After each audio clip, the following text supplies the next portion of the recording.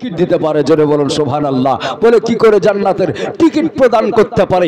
আমার পয়গম্বর আযম নবী মুহাম্মদুর রাসূলুল্লাহ সাল্লাল্লাহু আলাইহি ওয়াসাল্লাম দুনিয়ার বুকে 10 জন ব্যক্তিকে জান্নাতের টিকিট প্রদান করেছিলেন। ওসমানে গনি তুমি জান্নাতি, ওমরে ফারুক তুমি জান্নাতি, আলিয়া মুর্তজা তুমি জান্নাতি, আবু বকর তুমি জান্নাতি। এইভাবে বেরাদার একজন দুইজন নয়, আমার পয়গম্বর আযম 10 জন ব্যক্তিকে জান্নাতের টিকিট প্রদান করেছে।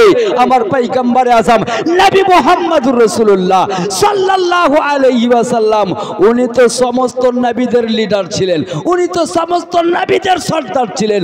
আমার নবী মুস্তাফার গোলাম গাউসে পাক তিনি দুনিয়ার বুকে জান্নাতের টিকিট দান করেছে। বলে কি করে দান করেছেন?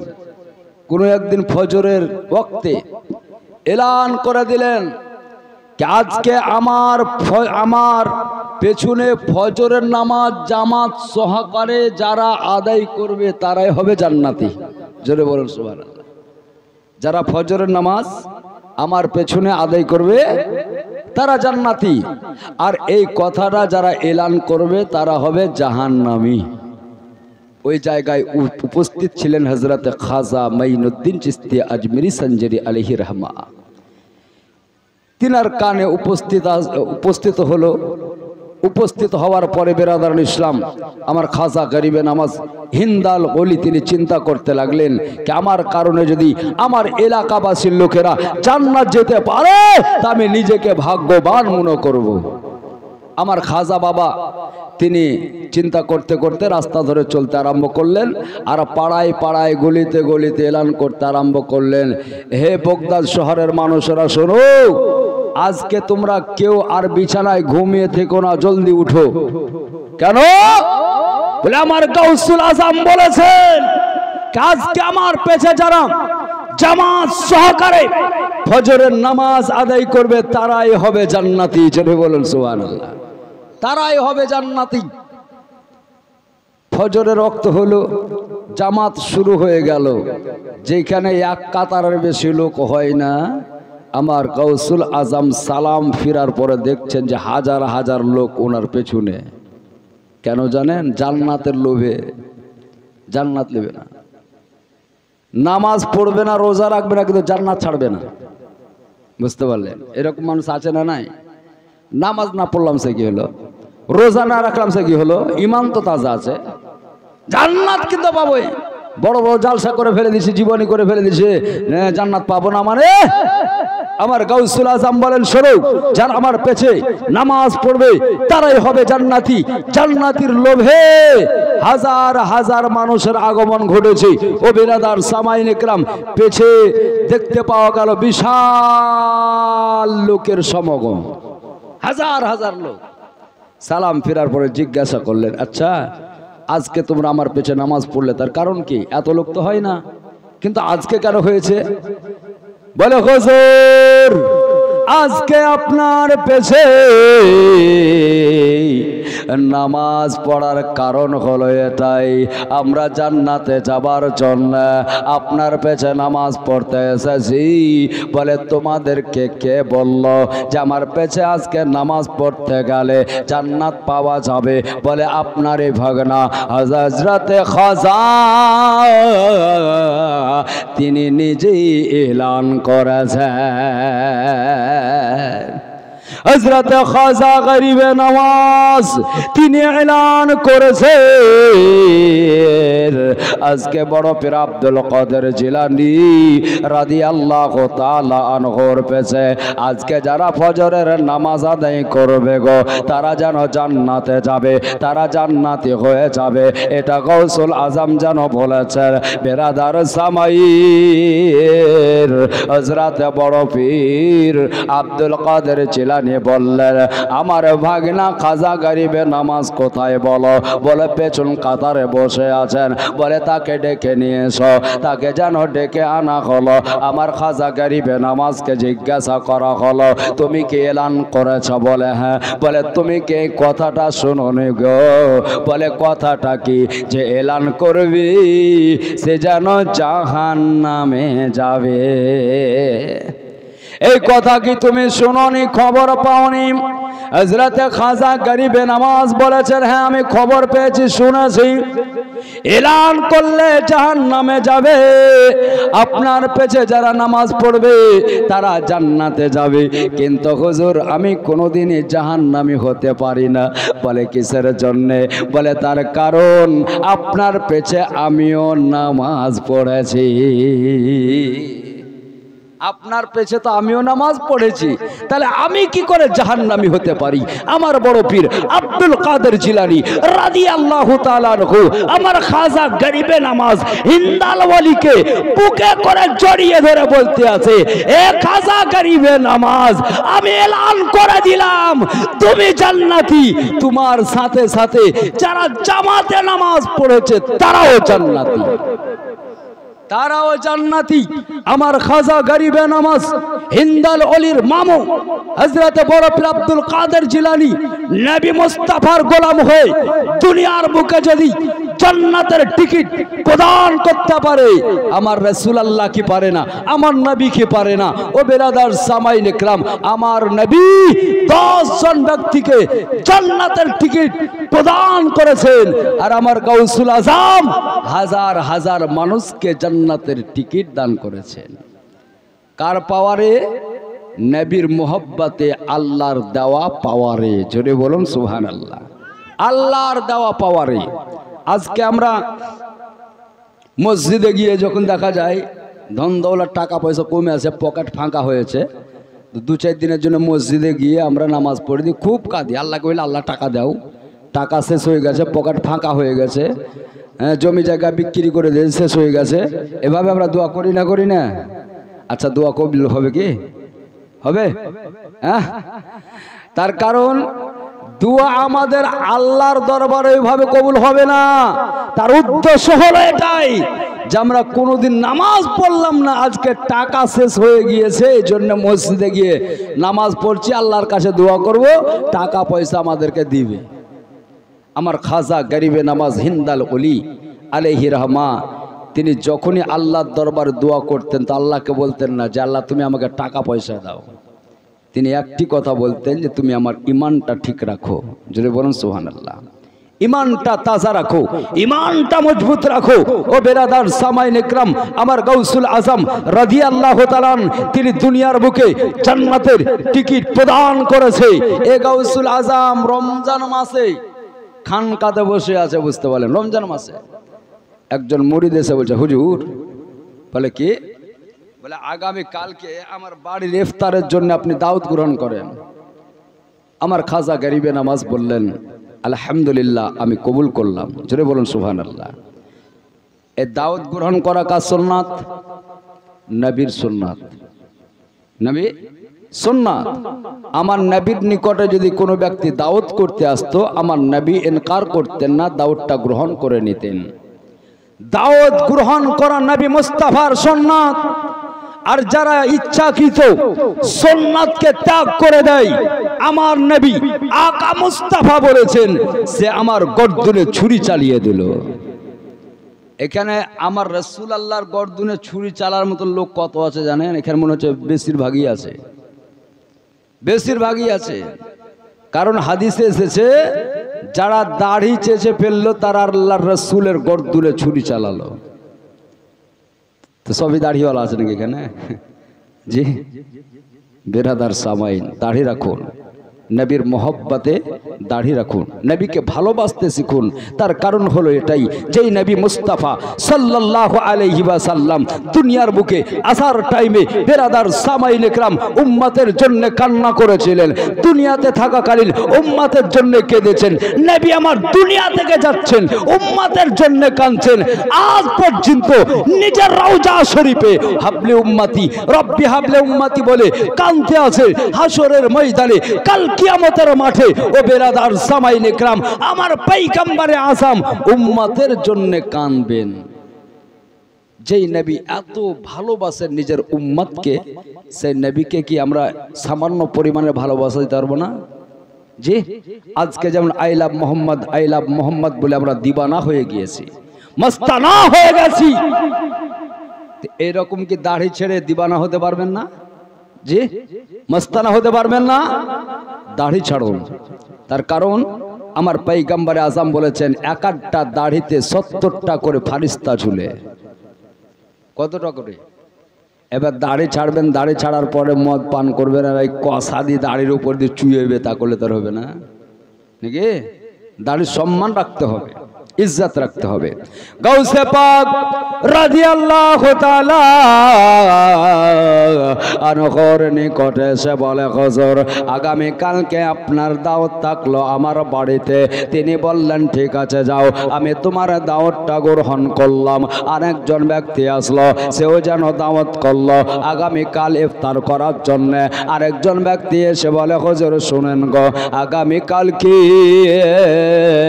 আমার বাড়িতে আপনার দাওয়াত থাকলো। আমার গাউসুল আযম রাদিয়াল্লাহু তাআলা আনহু বললেন ঠিক আছে যাও, আমি তোমার দাওয়াত গ্রহণ করলাম। এইভাবে একজন দুইজন নয়, কিতাবে লেখা আছে ও বেরাদার আমার পয়গম্বরে আজম নবী মুস্তাফা সাল্লাল্লাহু আলাইহি ওয়াসাল্লামের গোলাম হযরতে বড় পীর আব্দুল কাদের জিলানী রাদিয়াল্লাহু তাআলা আনহু একই টাইমে একই সময় বেরাদার সময়ে 69 জনের দাওয়াত নিলে। ও বেরাদার 69 জন ব্যক্তি দাওয়াত গ্রহণ করার পরই তারপরে দিনে বারে ইফতারের টাইম হলো, ইফতারও হয়ে গিয়েছে। একজন ব্যক্তি মসজিদ থেকে নামাজ পড়ে বের হয়ে বলছে, আরে আমি ভাগ্যবান, আমি ভাগ্যবান। বলে কেন? বলে আজকে আমার বাড়িতে হুজুর ইফতার করেছেন। আরেকজন ব্যক্তি বলছে, রে বাপরে তো বড় মিথ্যাবাদী রে। বলে কেন? বলে হুজুর আমার বাড়িতে একই দস্তরখানাতে ইফতার করেছেন, তোর বাড়িতে কবে করলেন? আরেকজন বলছে, তুই মিথ্যাবাদীর বেটা, মিথ্যাবাদী। হুজুর তো আমার বাড়িতে ইফতার করেছেন, তোর বাড়িতে কবে করেছে? আরেকজন বলছে, তোর কথা মানাই না, মানাই না। বলে কেন? বলে আমার বেটা, আমার পিতা, আমি সহ একই দস্তরখানাতে বসে বড় পীরের সঙ্গে ইফতার করেছি। ও বলছে আমার বাড়িতে করেছে, ও বলছে আমার বাড়িতে, ও বলছে আমার বাড়িতে। এইভাবে দ্বন্দ্ব শুরু হলো, কলহ শুরু হলো, মারামারি ফাটাফাটি শুরু হলো। আমার গাউসুল আজম রাদিয়াল্লাহু তাআলা এদিকে তিনি যেন নিজের খানকা শরীফে আছেন, জোরে বলুন সুবহানাল্লাহ। ও বেরাদারুল ইসলাম আজিজান মুহতারাম সামাইন ইকরাম, একজন ব্যক্তি বললে দাঁড়াও, দাঁড়াও, এইভাবে দ্বন্দ্ব না করে এক কাজ করো। বলে কি কাজ? বলে আমরা সবাই যৌথভাবে মিলিতভাবে বড় পীর আব্দুল কাদের জিলানীর নিকটে যাব, কারণ তিনি হলেন আল্লাহ ওয়ালা ব্যক্তি, জোরে বলুন সুবহানাল্লাহ। তিনাকে জিজ্ঞাসা করব যে হুজুর আপনি আজকে কার বাড়িতে ইফতার করেছেন, একটুকু আমাদেরকে জানিয়ে দেন। তার কারণ আমাদের মধ্যে দ্বন্দ্ব শুরু হয়েছে, কলহ শুরু হয়েছে। উনি যে কথাটা বলবেন ওটা অতি সত্য হবে, কারণ আল্লাহ ওয়ালারা কোনোদিন মিথ্যা কথা বলেন না। ঠিক আছে, চলো। রাস্তায় চলতে চলতে বেরাদার হযরতে বড় পীর আব্দুল কাদের জিলানী রাদিয়াল্লাহু তাআলা আনহুর মুরিদের সঙ্গে দেখা। আর ওই মুরিদটা হলো উনারই খাদিম। খাদিম কি বাবা তোমরা কোথায় যাবা? বলে হুজুরের কাছে। বলে কেন? বলে আমাদের মধ্যে একটা দ্বন্দ্ব। বলে কিসের দ্বন্দ্ব? বলছে ওই বলছে কি আমার বাড়িতে হুজুর ইফতার করেছেন, ও বলছে আমার বাড়িতে আজকে ইফতার করেছেন। এইভাবে আমাদের মধ্যে দ্বন্দ্ব শুরু হয়েছে। খাদেম তখন বলছে তোমরা সবাই পাগল। বলে কেন? বলে একই সঙ্গে খানকার ভিতরে আমরা ইফতার করেছি, আর তোমরা বলছো যে আমাদের বাড়িতে ইফতার করেছে। তোমাদের চাইতে বড় পাগল কে হতে পারে? এই 69 জন ব্যক্তি বলছে কি তাহলে আমাদের দলের মধ্যে তুমিও, তাহলে তোমাকেও যেতে হবে, চলো। বুঝতে পারলে? আমাদের দলের মধ্যে তুমিও, তোমাকেও যেতে হবে, চলো। এবার হযরতে বড় পীর আব্দুল কাদের জিলানীর নিকটে 70 জন ব্যক্তি গিয়ে উপস্থিত হলো। হুজুর আসসালামু আলাইকুম। বলে ওয়ালাইকুম আসসালাম। কি হলো, এত লোক কেন তোমরা? বলে হুজুর আজকে আপনাকে বলতে হবে কার বাড়িতে আপনি ইফতার করেছেন, আমাদের মধ্যে দ্বন্দ্ব শুরু হয়েছে। তারপর গাউসে পাক মুচকি মুচকি হাসছেন আর তিনি বলছেন, আমি জানতাম যে তোমাদের মধ্যে দ্বন্দ্ব শুরু হবে, এই জন্য আমি নিজের খানকা ছেড়ে যাইনি, খানকাতেই আছি, খানকাতেই আছি। কি দ্বন্দ্ব বলো?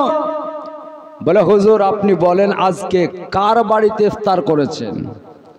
হযরতে গাউসুল আজম বললেন, আজকে আমি 70 জনের সঙ্গে একই টাইমে একই সময় ইফতার করেছি।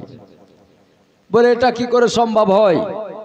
মানুষ একটা, বাড়ি হলো 70টা বা লোক হলো 70টা, 70 জনের সঙ্গে আপনি একাই হয়ে একই টাইমে একই সময়ে কি করে আপনি ইফতার করলেন আপনাকে জানাতে হবে। আমার গাউসুল আজম বললেন, এক কাজ করো। বলে কি কাজ? বলে আমার সঙ্গে চলো। কোথায়? বলে ওই দেখো বাবলার গাছ দেখছো, ওই বাবলার গাছের নিকটে। হযরত বড় পীর আব্দুল কাদের জিলানী রাদিয়াল্লাহু তাআলা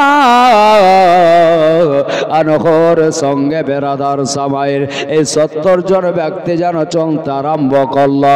চলতে চলতে বেরাদার ওই বাবলা গাছের নিকটে উপস্থিত হওয়ার পরে হযরতে গাউসুল আযম রাদিয়াল্লাহু তাআলা আনহু বলতে আছেন, শোনো গো, তোমরা গাছের দিকে দৃষ্টিপাত করে দেখো। ও বেরাদার, গাছের দিকে সবাই যেন দৃষ্টিপাত করে দেখলো। বলে তোমরা কি দেখতে পাচ্ছ একটু বলো? বলে হুজুর গো, ওই গাছের ওপরে ডাল পাংড়ি রয়েছে। বলে পাতা কি দেখা যায় না? বলে পাতা তো দেখতে পাওয়া যাচ্ছে। বলে পাতার ওপরে কে কিছু দেখতে পাও না? সবাই বলতে আছে হুজুর, ওই পাতার ওপরে হুজুর গো আপনার চেহারা দেখা যায়, পাতাতে পাতাতে আপনার চেহারা দেখতে পাওয়া যায়। হযরতে বড় পীর আব্দুল কাদের জিলানী রাদিয়াল্লাহু তাআলা আনহু বললেন, এটা যদি সম্ভব হয় তাহলে ওটা কেন সম্ভব হতে পারে না? আমার নবী মুস্তাফার গোলাম হওয়া সত্ত্বেও যদি একই টাইমে একই সময়ে 70টা বাড়িতে ইফতার করতে পারেন আমার পয়গম্বর আযম নবী মুহাম্মদুর রাসূলুল্লাহ সাল্লাল্লাহু তাআলা আলাইহি ওয়াসাল্লাম একই টাইমে একই সময়ে হাজার হাজার কোটি কোটি ইমানদারের কবরে কেন হাজির হতে পারেন না? পারেন না? অবশ্যই পারেন।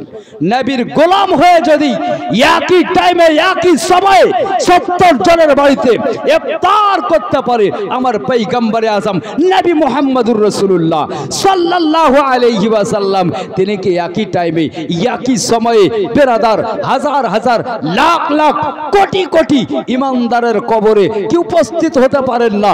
অবশ্যই পারেন। আল্লাহ পাক পবিত্র কোরআনে বলেন, ইন্না আরসালনাকা শাহীদ, আমার নবীকে স্বয়ং আল্লাহ হাজির ও নাজির করে পাঠিয়েছেন, সাক্ষী করে পাঠিয়েছেন। হযরত আদম পয়গম্বর থেকে নিয়ে কাল কিয়ামতের আগে পর্যন্ত কে নামাজ পড়বে, কে পড়বে না, কে রোজা রাখবে, কে রাখবে না, এই বিষয়ে আমার রাসূলুল্লাহ হাসরের ময়দানে আল্লাহর দরবারে সাক্ষী প্রদান করবেন। এতে বুঝতে পারা গেল আমার নবী হাজির ও নাজির। জোরে বলুন সুবহানাল্লাহ। তাহলে হাজির ও নাজির আমাদেরকে মানতে হবে না? হবে না? মানতে হবে। একটা দল আছে, বুঝতে পারলেন, ওরা কি বলে জানেন? কি নবীকে কবরে হাজির করা হয় না, নবীর ছবিকে হাজির করা হয়। বলুন নাউজুবিল্লাহ। আচ্ছা বলেন, ছবি তোলা কি? ছবি তোলা হারাম। বিনা প্রয়োজনে ছবি তোলা কি শরীয়ত বিরোধী কাজ? বিনা প্রয়োজনে, প্রয়োজনে আপনি তুলতে পারেন, ওটা আলাদা ব্যাপার, কিন্তু বিনা প্রয়োজনে ছবি তোলা শরীয়ত বিরোধী কাজ। আর বাড়িতে যদি ছবি থাকে, সামনাসামনি যদি কেউ নামাজ পড়ে, তার নামাজ হবে? হবে না। পশুর ছবি হোক বা মানুষের ছবি হোক, যদি সামনে রাখে আর নামাজ পড়ে, তার নামাজ হবে না, বরং সেই ছবিটাকে উল্টিয়ে দিতে হবে। তাদেরও ফতোয়া এটাই, যে বাড়িতে ছবি থাকে সেই বাড়িতে আল্লাহর ফারিস্তার আগমন ঘটে না, আল্লাহর ফারিস্তা উপস্থিত হয় না। ও বেরাদার সামাইনে کرام, বাড়ির ভিতরে ছবি রাখার কারণে যদি আল্লাহর ফারিস্তার আগমন না ঘটে, তাহলে আমার রাসূলুল্লাহর ছবি কবরে রাখতে গেলে ফারিস্তাদের আগমন কি করে ঘটতে পারে? ও বেরাদার সামাইনে کرام, এটাই তাদের ব্রেনের মধ্যে ঢুকে না। তারা বলে আমার নবীর ছবি রাখা হয়। বলে নাউজুবিল্লাহ। আমার নবীর ছবি নয়, বরং ডাইরেক্ট আমার নবীকে কবরে আল্লাহ পাক হাজির করে দেন। ওই টাইমে প্রশ্ন করা হয়, মান রব্বকা, তোমার রবকে, মা দিনকা, তোমার দিনকে। আপনাদের এলাকায় কবরে আজান হয় না? হয়? একজন ব্যক্তি প্রশ্ন করছে, মৌলভী সাহেব আপনারা কবরে আজান কেন দিচ্ছেন বলেন তো? বলে কবরে আজান দিলে কি হয় জানেন? শয়তান 70 মাইল দূরে পালিয়ে যায়। যখনই মানুষকে দাফন করা হয় ওই সময়তে শয়তান হাতে পানি নিয়ে সাইডে খাড়া হয়ে থাকবে। মৃত ব্যক্তিকে প্রচুর পরিমাণের পিপাসা লাগবে, মুনকার নাকির প্রশ্ন করবে, মান রব্বকা, তোমার রবকে।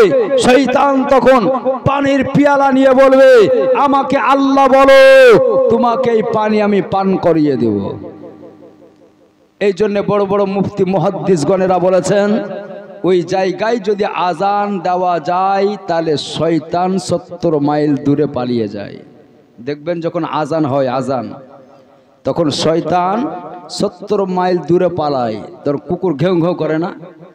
আজান দিলে ঘেউ ঘেউ করবে দেখবেন, কারণ শয়তানকে কুকুরেরা দেখতে পায়। আর কুকুরের জন্ম হয়েছে শয়তানের থুপ থেকে, শয়তানের থুতু থেকে কুকুরের জন্ম। বলে কি করে? বলে হযরতে আদম পয়গম্বরকে যখন তৈরি করা হলো, আল্লাহ রাব্বুল আলামিন বলেছিলেন, হে ইবলিস শোনো, আমার আদমকে সিজদা করো। তে ইনকার করেছিল এবং থুপ ফেলেছিল। আমার আল্লাহ বললেন, জিবরিল থুতুটা কোথায় ফেলেছে? বলে পেটে ফেলেছে। বলে ওই জায়গার মাটি তুলে নাও। দেখবেন আমাদের প্রত্যেকের নাভি আছে না নাই, গর্ত আছে না নাই, ওটা মাটি তোলার দাগ। মাটি তোলো, যদ্দূর পর্যন্ত থু পড়েছে তদ্দূর পর্যন্ত মাটি উঠিয়ে নাও। ফারিস্তা জিবরিল আমিন মাটি উঠিয়ে নিলেন। আল্লাহকে বলছেন, আল্লাহ এই মাটি কি করব বলো? আল্লাহ বলেন, শোনো, একটা জীব তৈরি করো। জীব তৈরি করা হলো, সেই জীবটার নাম হলো কুকুর। জানোয়ার তৈরি করা হয়েছে। এই জন্য কিতাবের মধ্যে লেখা আছে, আজান যখন দেওয়া হয় তখন শয়তানকে কুকুরেরা দেখতে পায়, এই জন্য ঘেউ ঘেউ করে। ওই সময় দুটি আধলা ইট নিয়ে তাদের উপরে মারতে বলছে, মারো, মারবে ছুট, ওরাও পালাবে। তো কবরে আজান দিতে গেলে শয়তান থাকে না, শয়তান পালিয়ে যায়। সে ব্যক্তি তখন বলছে যে আমরা কবরে আজান দিয়ে না, কারণ আমাদের কবরে শয়তান ঢুকেও না, আমরা আজান দিও না। জোরে বলুন নাউজুবিল্লাহ। বলে শুনেন, চোর কার বাড়িতে ঢুকে বলেন তো? গরিব